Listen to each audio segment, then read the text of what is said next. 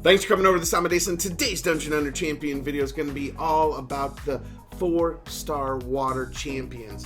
So this is going to be a buff build or box edition for water. So I know we've done fire and nature so far. In the comments, Boutster wanted us to do more of this. So I said, hey, you know what? Let's break it down. We didn't do water yet. Let's go ahead and do that. And so water, 4 stars.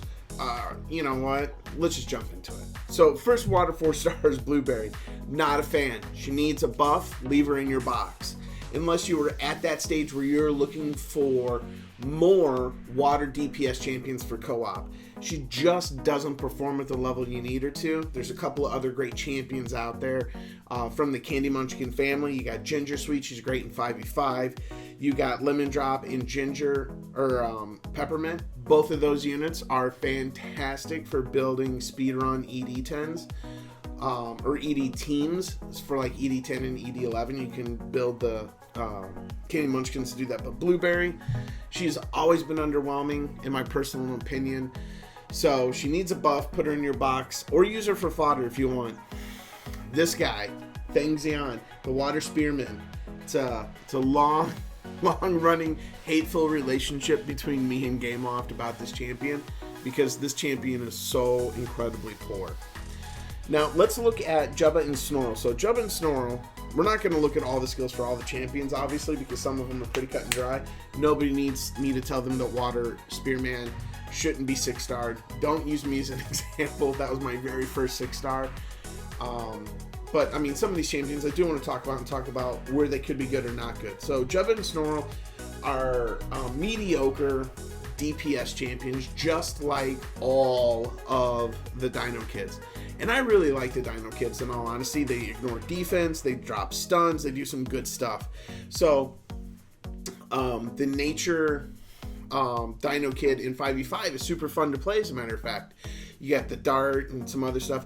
The real problem is they need a buff. It's the AI, right? And I'll explain to you exactly what I mean. So, So let's look at his auto attack. Shoots an enemy with his blowgun from a distance, ignoring 25% of the enemy's defense.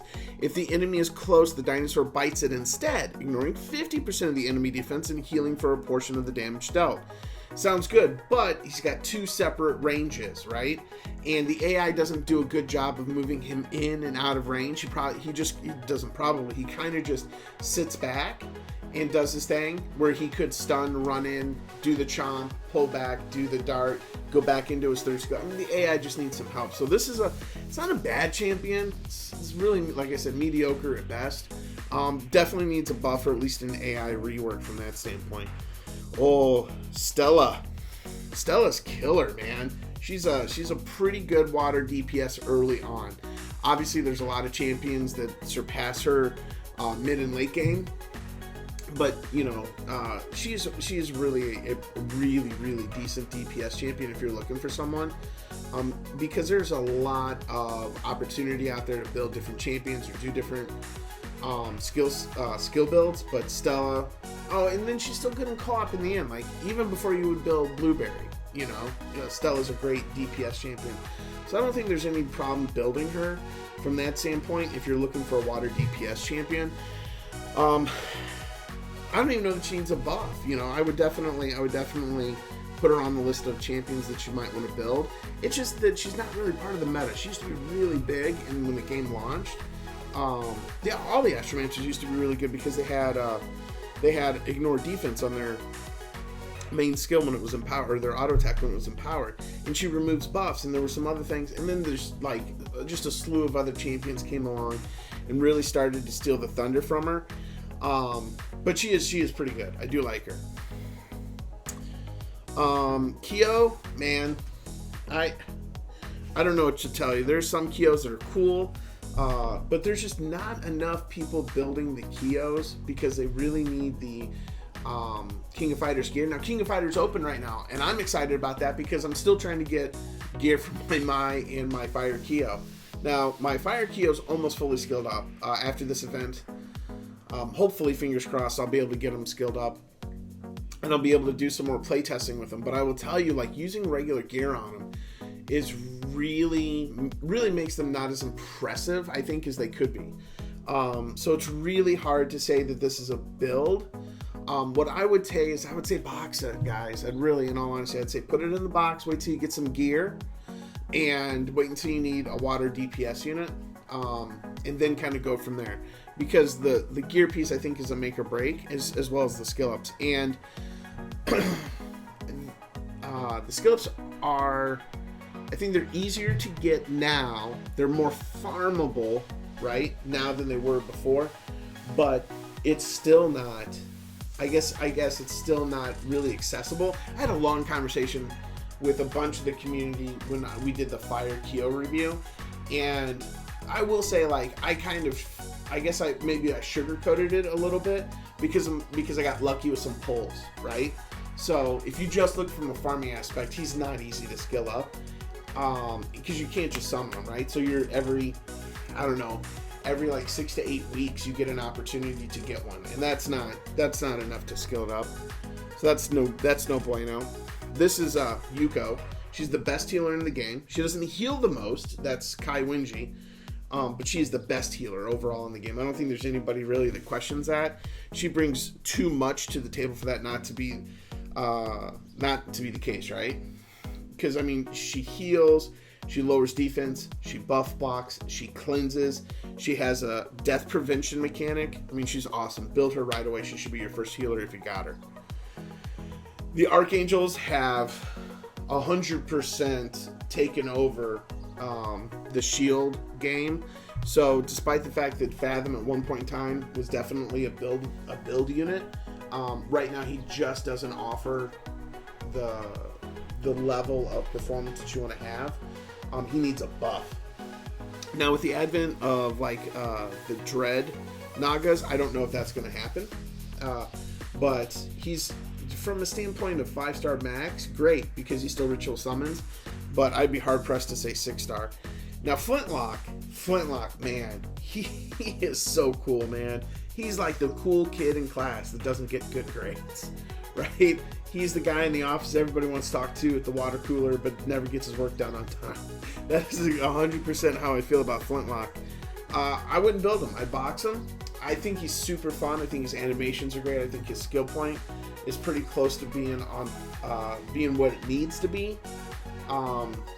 But in all honesty, he just doesn't bring enough to the table as far as damage, crowd control. He's just not, from my standpoint. I know he's kind of a good champion to have in Ultimate Blitz, and he's super fun to play in 5v5. Like, if you just want him for 5v5, great, but you don't have to 6-star him for 5v5. He is super fun to 5v5 because he's got drop anchor, which is basically just locks people in position. He's a lot like Harlow in that regard. The only problem is that the only other thing he really brings to the table is that race crit and the stun. And stuns don't work against bosses, and race crit is not something that you should be depending on with your champions, right? And then from a 5v5 standpoint, because you have access to so many champions in 5v5, like Dr. Dendrite. Dr. Dendrite is ridiculous in 5v5. He puts out pretty decent damage. I think he could use a damage buff, much like our pirate friend over here, Flintlock. He could definitely use some buff action for his damage, but he's pretty good. Once again, just like Flintlock, just like Kyo, and a lot of other champions, to be honest. Like, if we're really honest, all the champions in this game need to be skilled up to be really maxed out. But to really get the benefit of any of the Scions, you need to have them maxed out. Now, I will say that I really do like the water Scion or Dr. Dendrite in 5v5. Super fun. The pushback barrier's a great mechanic. One of the best animations in the game comes from the dark version of the Dark Science, Dr. Soma. His Pandemonium is insane. It's so cool. And he's got a very similar one to it, Psychodrome Blitz. But unfortunately, it lowers attack. So, I mean, not unfortunately. I mean, at least it does something, right? But it doesn't do nearly as much damage as Pandemonium does. Now, I will tell you that DB, I have heard, is really amazing at DPS. And if you have DB and you've built him, let me know in the comments below. I'd love to hear what your feedback is, because I hear that where is it? There can be only one. Like, because he's got his self buff. He gets Bucky. He's got his own. This is Captain America. He's got his own self buff, and he gives himself stacks. He's got a lot of like high-end damage potential once you get him built up. For him, it's not so much a skill, so much as it's having like really good gear. But yeah, he's definitely a build. Now, if you've built him and you want to like share comments, builds, whatever, you've put together videos highlighting them, whatever, just let me know in the comments below. I'd be more than happy to share your video out with the community if it's not getting the views you need it to get, for people to know how to build DB, because I think he's really solid, really solid. A lot of people who built him like him. Okay, Spite. He is a ritual summon material. I believe that's the only value. I don't like any of the the scanned warlords. I don't like the animation. One, it's a little it creeps me out a little bit, and I don't think their skill set's all that good. I mean, by all means, let's have a conversation. I should have said buckle up, right? But I mean, by all accounts, everything I've experienced is just so awful. He needs a complete rework. Just not good. Xiao is one of the best snake ladies. She's great early game into mid game. She's great because she does have the ability to stack OGD. And remember, stacking OGD makes it much more beneficial, but she also lands mark. And that's also very helpful early on in teams to get that damage where you need it to be. But, don't forget about this blind, right? The blind is applicable on bosses, and it does help out in some of those damage mitigation teams. But yeah, I do like Xiai. In all honesty, I'd like for the Snake Ladies to get a buff to their damage, because their straight damage is good, but not. It needs to be tweaked just a little bit more, just a little bit of buff. I know they just got a buff. I know I did a review on them. I really like them, but I'm greedy. And if you're not greedy with this game, then there's a problem, because you got to keep asking for more, or you're never going to get it. So I want a little bit more love for the Snake Ladies. Esper. Okay, so Kiva is a good stripper. I don't like her. Oh, like, I've tested her, I've built her. I think she's food. I say box her.